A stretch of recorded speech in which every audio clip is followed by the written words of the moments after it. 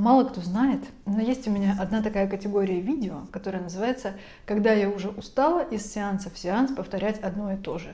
Есть у меня такая категория клиентов, это те самые мужчины-рыцари, но после работы со мной они становятся бывшими рыцарями, которые, несмотря на то, что они являются красивыми, умными, каждый по-своему интересными, и несмотря на то, что именно они являются тем самым желанным, долгожданным парнем, которого днем с огнем ищут эти наши бедные, милые, нежные, истосковавшиеся по любви и хорошим отношениям девушки. Несмотря на то, что эти парни даже сами знают в себе свои плюсы, они знают, какие они умные, красивые, они уже избавились от неуверенности в себе, они проработали свои психологические проблемы, они все равно при столкновении с необходимостью находить себе девушку для близких отношений начинают робеть, сыпаться и полностью терять всю свою свежую и новоприобретенную уверенность в себе. И они начинают говорить: ой, ну почему? Нет, меня не полюбит самая лучшая девушка, она меня не захочет, почему именно меня? Ведь я обычный, средний, я не такой уж и хороший человек. И мне приходится объяснять им то, чем замотивирована самая лучшая девушка при вступлении в близкие отношения. Под самыми лучшими девушками они подразумевают девушку, которая просто является личностью, то есть такую, которая к самой себе относится как к субъекту, к индивидуальности, для которой вопросы саморазвития не являются пустым звуком, которая была бы интересным человеком, другом, как собеседник, с которой постоянно можно было бы вместе исследовать жизнь как что-то новое. Естественно, у нас очень много таких девушек, то есть лучшая девушка в их понимании и представлении — это просто очень клевая девушка, симпатичная, красивая, достаточно молода, достаточно умная и обладающая какими-то зачатками для какой-нибудь профессиональной или иного рода самореализации. Так вот, и такой парень, бывший рыцарь, думает, что такой девушке нужно что-то просто вау, что-то мега особенное, мега интересное. Да, конечно, безусловно, это так для первого контакта. Но в любом случае девушка, которая хочет иметь близкие отношения, что им на самом деле нужно и какого они ищут парня? Это, как сказать, эта черта идет из их потребностей. Во-первых, они нуждаются в безопасности. То есть им нужно, чтобы тот парень, которого они будут выбирать и который будет рядом с ними, чтобы он просто не подвергал их домашнему насилию. А у нас 70% женщин в наших странах подвергают домашнему насилию. То есть надо, чтобы ты, если ты будешь идеальным кандидатом для лучшей девушки, чтобы ты не бил ее, не орал на нее, не оскорблял ее, не критиковал ее в насильственной форме, и чтобы просто она могла чувствовать себя рядом с тобой расслабленно и в безопасности. И именно ненасильственная среда — это самая основная предпосылка для того, чтобы отношения были плодотворными. Но очень мало кто из мужчин способен это обеспечить, представляете? Второе, что ей нужно, помимо безопасности, ей нужно, чтобы парень был надежный. То есть, чтобы он не был зависимым, чтобы он не был алкоголиком, наркоманом, игроманом, или чтобы он ей не врал, то есть, чтобы он ей не изменял, например.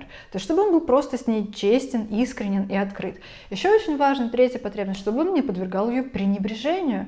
То есть, чтобы он обращал на нее внимание время от времени, чтобы он хотел интересоваться ею. А вы, замотивированные вступлением в близкие отношения, вот эти вот парни, для которых адресовано это видео, они как раз... Боже, они божественно именно способны обеспечивать это, то есть не подвергать пренебрежению.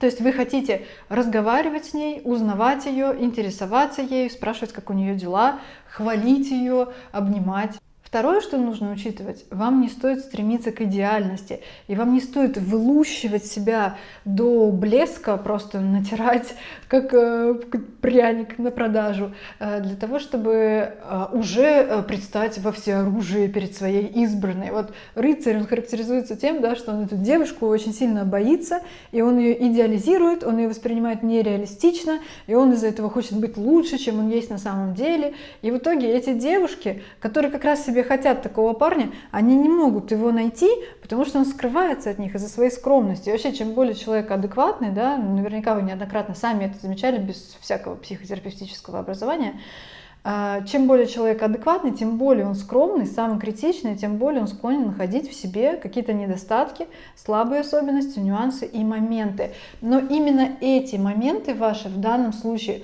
могут быть тем интересным как раз для девушки, за что она могла бы зацепиться своим взглядом, душенькой, сердечком.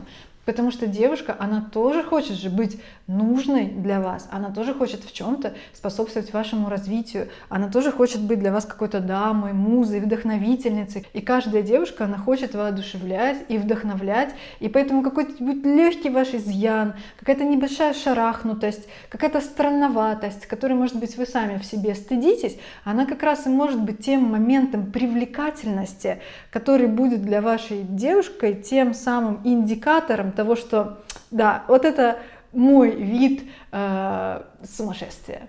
И третье, что очень важно учитывать, эта вещь лежит не в сфере психотерапии. Хотите, можете меня хейтить, хотите нет. Моя участь очень незавидная для того, чтобы сообщать вам настоящую правду. Я вынуждена быть захейченной. Это вещь, которая очень сильно всегда оправдывается на практике. Вы знаете, точно так же, как есть заказ. Нельзя его сделать дешево, быстро и качественно. Можно только дешево и качественно, но не быстро. Или быстро, качественно, но не дешево. Или дешево и быстро, но не качественно. Точно так же и с мужчинами. Все мужчины, они женщинам вообще глобально нужны для 3 вещей. Это секс, эмпатия, вот эти вот все няшмяшки, обнимашки, окситоциновая близость, понимание без слов, короче говоря, доверительная такая близость. И третье – это деньги. И у каждого мужчины может быть только 2 из 3. То есть это деньги с сексом, или эмпатия с сексом, или эмпатия с деньгами, но в сексе более-менее посредственный. Короче, поэтому вам не стоит стремиться к тому, чтобы у вас было все 3 из 3. Это недостижимый идеал, и его никогда не бывает. И у меня для вас есть нейробиологическое доказательство и обоснование этого. Активность, связанная с деньгами, больше взаимосвязана с дофамином и тестостероном, а эмпатия и обнимашки больше связаны с окситоциновой близостью. А эти 2 типа гормонов у мужчин прямо противоположны друг другу. Поэтому вы не можете обеспечить женщину всеми 3.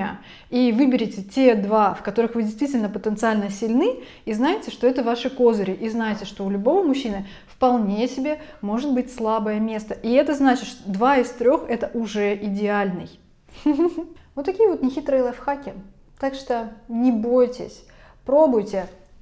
Есть куча адекватных парней, у которых нет нормальных отношений с девушками, потому что они боятся и делают себя недоступными для этих девушек. Есть куча девушек, которые ходят, смотрят и говорят: где же наши парни, где же нормальный мой любимый паренечек? Нету их, попадаются одни мудаки, тираны, а вы пока сидите, скромничаете. Проходят лучшие годы вашей жизни.